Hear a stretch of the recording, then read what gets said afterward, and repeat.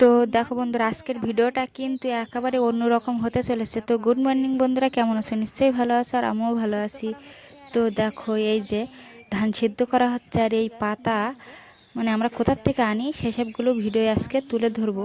যে এই ধান এত কষ্ট করে সিদ্ধ করছি, আর সিদ্ধ করার পিছনে যে কি খাটনি আমাদের আছে সেসবগুলো একটু তোমাদের সঙ্গে শেয়ার করব। তো দেখো, ধান কিন্তু সিদ্ধও হয়ে গেছে, আর রোদেও শুকানো হচ্ছে, আর আমি একটু উল্টিয়ে পাল্টিয়ে দিচ্ছি। তো দেখো, ওই ধানগুলো যে আমরা সিদ্ধ করেছি আর কোথার থেকে পাতা নিয়ে গিয়েছিলাম, তো সেইটা তোমাদের আজকে দেখাবো। তো দেখো, আমাদের বাড়ির পিছনেই দেখো এত সুন্দর বাগান, সুবরি বাগান আছে, সব রকম গাছের বাগান আছে। দেখো, অত নাম আমি বলতে পারছি না কি কি গাছ আছে, ওই জন্য তোমাদের একটু বাগানটা চতুর্দিকে দেখিয়ে দিলাম।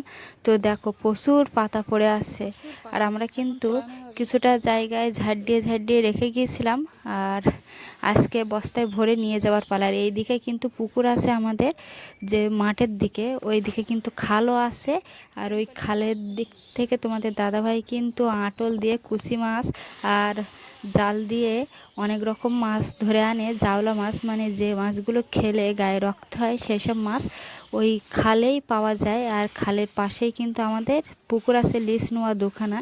তো এই পথ দিয়েই কিন্তু আমরা আড়ের পথ দিয়ে আগে যেতাম। দেখো, ওই যে দেখা যাচ্ছে ওই দিকটাই কিন্তু আমরা যেতাম এই আড়ের পথ দিয়ে, আর ওই দিক থেকে রাস্তা আছে, আর এইটা আড়ের পথ। তো দেখো, আমরা কিন্তু পাতা ভরে ফেলাচ্ছি।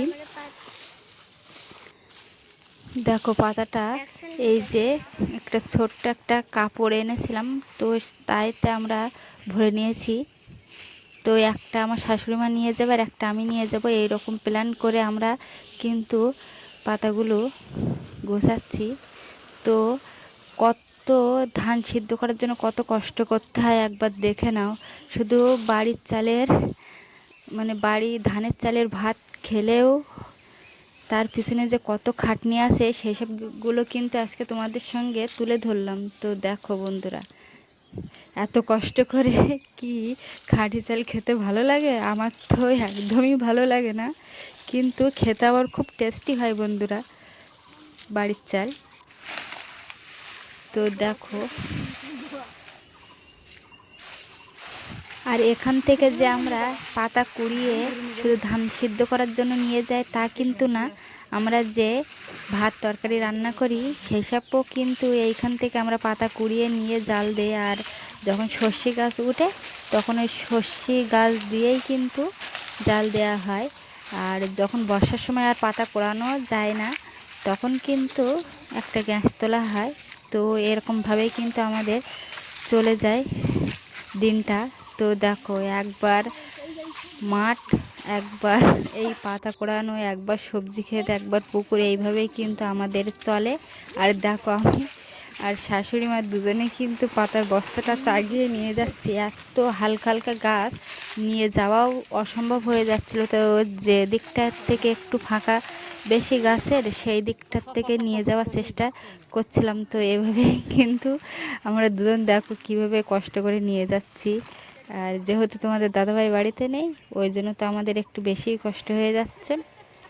মানে ধান সিদ্ধ করা বলো আর যে কোনো কাজে আমরা দুজনে কীভাবে করছি। আর এইদিকে যাওয়ার পথে দেখতে পেলাম একটা পিঁমড়ে, দেখো কত সুন্দর বাসা করেছে পাতা দিয়ে। তো তাই তোমাদের একটু দেখাচ্ছি যে আমরা যে জিনিসটা দেখে আমার খুব ভালো লেগেছে, সেটা তোমাদের কতটা ভালো লাগবে কি না লাগবে জানি না, ওই জন্য তোমাদের একটু দেখালাম। তো দেখো, এই যে আমাদের কিন্তু এবার প্রায় পাতা বয়ে নিয়ে যাওয়া শেষের পথে, আর প্রচুর গরম লাগছে। তো দেখো, আমি কিন্তু এটাকে চেষ্টা করছিলাম যে পিঠে করে নিয়ে চলে যাব। তো এভাবেই কিন্তু আমি নিয়ে চলে যাচ্ছিলাম।